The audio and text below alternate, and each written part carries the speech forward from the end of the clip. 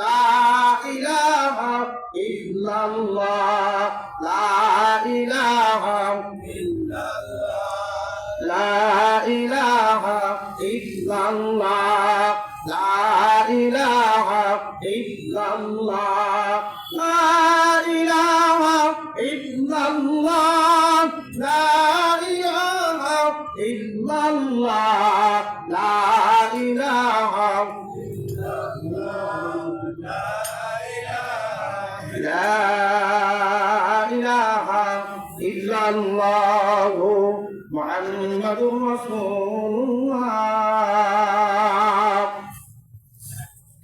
আলহামদুলিল্লাহ, পাঁচম তাফসীরুল কুরআন মাহফিল বাবুর আলী আবুয়াবাদা মধ্যপাড়া বাবুর আলী জামে মসজিদ কর্তৃক আয়োজিত আজকের এই মাহফিলের সম্মানীয় সভাপতি সাহেব জনাব মোহাম্মদ বাদশাহ মণ্ডল, সহসভাপতি জনাব মোহাম্মদ খলিলুর রহমান, আজকের এই মাহফিলের প্রধান বক্তা মধ্যমণি সুদূর কোথা থেকে বিশিষ্ট ইসলামী চিন্তাবিদ মুফাসসির কুরআন আলহাজ মাওলানা মোহাম্মদ হাবিবুর রহমান বাংশা রাজবাড়ী।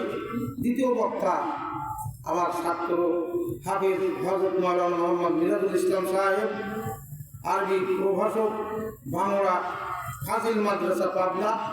দিগার উলামা ইকরাম, সামনে উপস্থিত মুরব্বী ইকরাম, পদ্মার অন্তরালের লাঞ্ছিত, বঞ্চিত, অপমানিত, অবহেলিত আমার মা ও বোনেরা, আল্লাহ পাক রব্বুল আলামিনের দরবারে লক্ষ লক্ষ শুকরিয়া আদায় করি।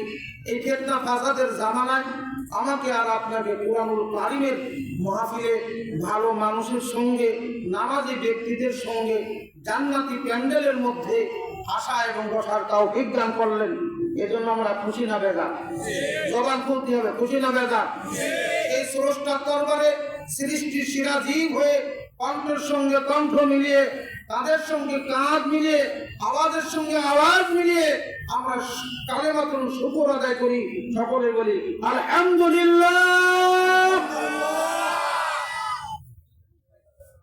ওয়াজ করার শুরুতেই আমার মা বোনদের দৃষ্টি আকর্ষণ করতেছি।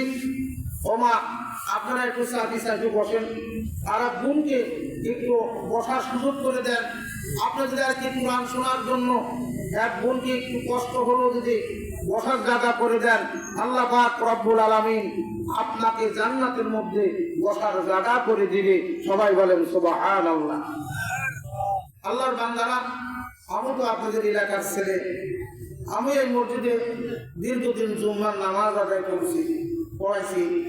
আপনাদের মনে আছে, অনেকের মনে আছে।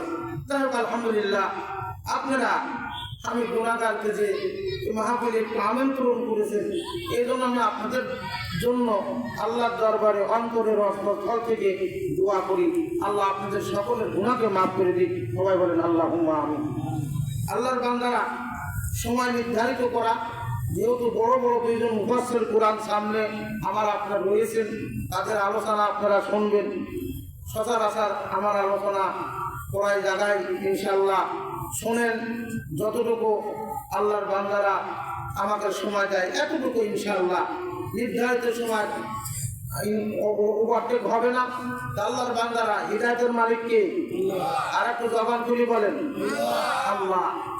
হিদায়াতের মালিক আল্লাহ। বিলাল রাদিয়াল্লাহু তাআলা আনহু, তার কি শিক্ষাগত যোগ্যতা ছিল? তার কি বংশের কোনো মর্যাদা ছিল?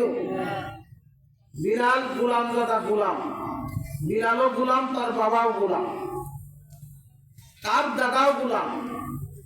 বিলাল এই গোলামজাদা গোলাম। মুসলিম শরীফের হাদিসের মধ্যে এসেছেন, আল্লাহ রাসূল বলতেছেন, আমার সাহাবীরা, তোমরা কি বিলালের মর্যাদা জানো?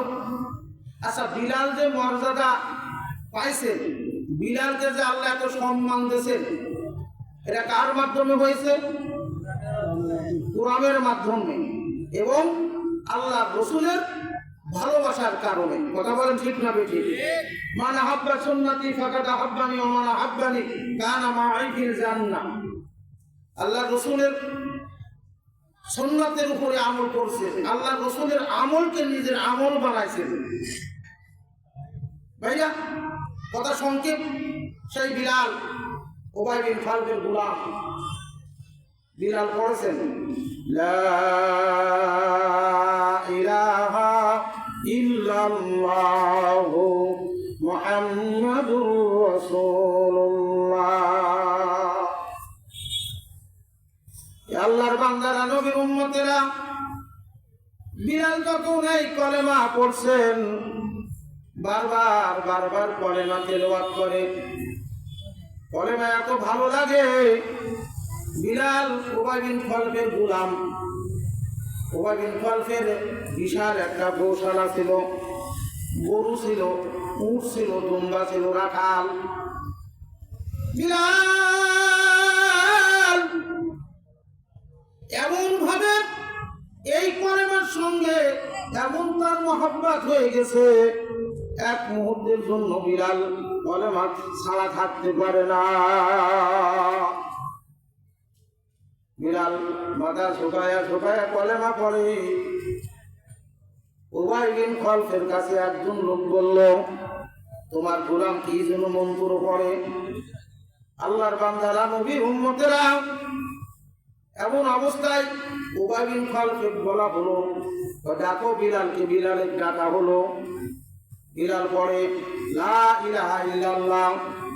আবু জাহেল বড় নেতা। আল্লাহর বান্দারা, বর্তমান জামানায় নেতাগিরি করতে যায়, মানুষ ধর্মকে পর্যন্ত শেষ করে দিচ্ছে।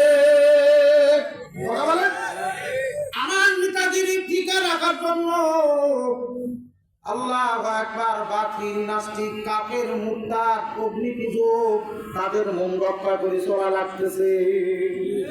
না না ভাইরা আমার, বন্ধুরা আমার, রাত যখন আসে দিনের কোনো অভাব থাকে না। যখন সূর্য উদিত হয় তখন রাত্রবেলার কোনো অন্ধকার থাকে না। বিলালকে কেমন নির্যাতন শুরু করলো। আবু জাহেল হুকুম দিল, আমার লোকজন বিলালকে ময়দানে নিয়ে যাও। যতক্ষণ পর্যন্ত বিলাল কলেমা না ছাড়ে, এতক্ষণ পর্যন্ত বিলালকে পিটানো শুরু করো, পিটানো ছাড়বে না। আল্লাহর বান্দারা, বিলালের পক্ষে কোনো মানুষ নাই। বিলাল আযান দিত, আল্লাহু আকবার, আল্লাহু আকবার, আশহাদু আল লা ইলাহা ইল্লাল্লাহ।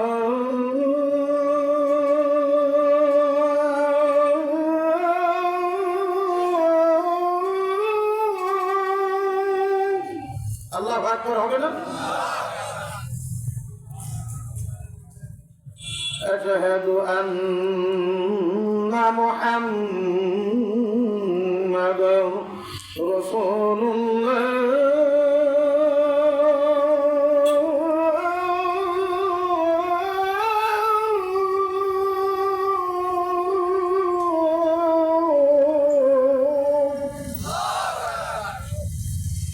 বিলাল আযান দেয়।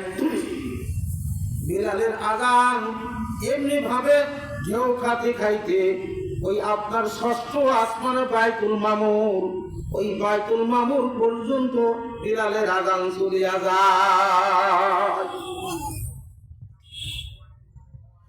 আমার বন্ধু আমার, বিলালকে নির্যাতন শুরু করলো। কালো বিলাল, পৃথিবীর মধ্যে অনেক মানুষ কালো আছে রে সোনার বাগানেরা, কিন্তু হাতের তালু পর্যন্ত কালো নাই, এমন মানুষ পৃথিবীতে এখন দেখা যায় না। আর বিলাল যে এত কালো, বিলালের হাতের তালু পর্যন্ত কালো ছিল। বিলালকে মরুভূমির প্রান্তরে নিয়ে গেলেন। বিলালকে পিটায়। চাবুক যখন মারে, চাবুকের সঙ্গে সঙ্গে বিলালের গায়ের থেকে চামড়া উঠিয়া যায়। এই শীতের সময় যদি কোনো মানুষের কোনো হাত পাও যদি কাটে, সকালবেলা কিন্তু ওই জায়গা ব্যথাটা বেদনা বেশি হয়। আল্লাহর বান্দারা, নবীর উম্মতেরা, বেলা ডোবা ডোবা ভাব। বিলাল অসুস্থ হয়ে গেছেন, এমন কোথায়ও নাই সেখানে বিলালকে পিটানো হয় নাই। কারো বিলাল রক্তে লাল হয়ে গেল। আবু জেহেল দেখে বলতেছেন, মানুষ কি মানুষকে এই রকম ভাবে পিটায়? বলে, আপনি তো বলছেন যতক্ষণ পর্যন্ত বিলালের মুখ দিয়ে লা ইলাহা ইল্লাল্লাহ মুহাম্মাদুর রাসূলুল্লাহ, যতক্ষণ পর্যন্ত বিলাল কলেমা না ছাড়বে এতক্ষণ পর্যন্ত তারে পিটাইবা। আমরা যত পিটাই বিলালের মধ্যে তারে কলেমা বাড়ায় যায়, বন্ধ হয় না। স্রোতের পানি যখন আসে, কোন ব্যক্তি যদি মনে করে স্রোতের পানিকে ঠেকাইব বাতাল দিয়া, এক জায়গা বাতাল দেয় আর এক দিক দিয়ে পানি যায়, আর এক জায়গা বাতাল দেয় আর এক দিক দিয়ে পানি যায়, ঠেকানো যায় না। আবার যখন পানি ছুটে বাতালও যায়, পানও যায়। ইসলামকে ঠেকানোর জন্য, ইসলাম যাতে ক্ষমতা না আসে, এই চক্রান্ত আন্তর্জাতিক ভাবে চলতেছে। যে ইসলাম বর্তমান স্রোতের মতো যারা ঠেকাচ্ছে, যারা ব্রিগেড হয়ে গেছে, আল্লাহু আকবার, আল্লাহর খাস রহমতে স্রোতের পানির মতো তারাও চলে যাচ্ছে। ইসলামকে ঠেকানো সম্ভব? ইসলামকে ঠেকানো সম্ভব? ইসলাম চলবে ইসলামের গতিতে, ইসলাম চলবে ইসলামের গতিতে। এই কোরআনের ভুল ধরার জন্য যারা চিন্তা ভাবনা করেছে বা করতেছে, যুগে যুগে আমরা ইতিহাসের পাতা থেকে দেখছি, তারা শেষকালে কলেমা পড়ে মুসলমান হয়ে গেছে। ভাইরা, ইসলামকে তো ধ্বংস করা যাবে না। ইহুদি নাস্তিকরা ভালো জানে, তাহলে ইসলামকে ধ্বংস করতে হলে কি করতে হবে? এই মুসলমানের সাথে দুষ্ট, এই মুসলমানের সাথে বন্ধুত্ব করতে হবে, মুসলমান যে মুসলমানকে ধ্বংস করতে হবে।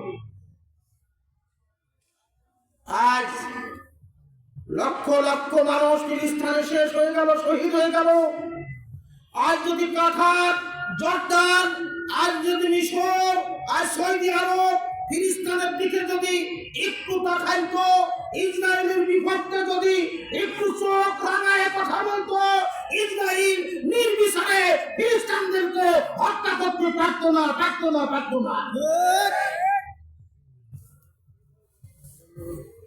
ভাইরা,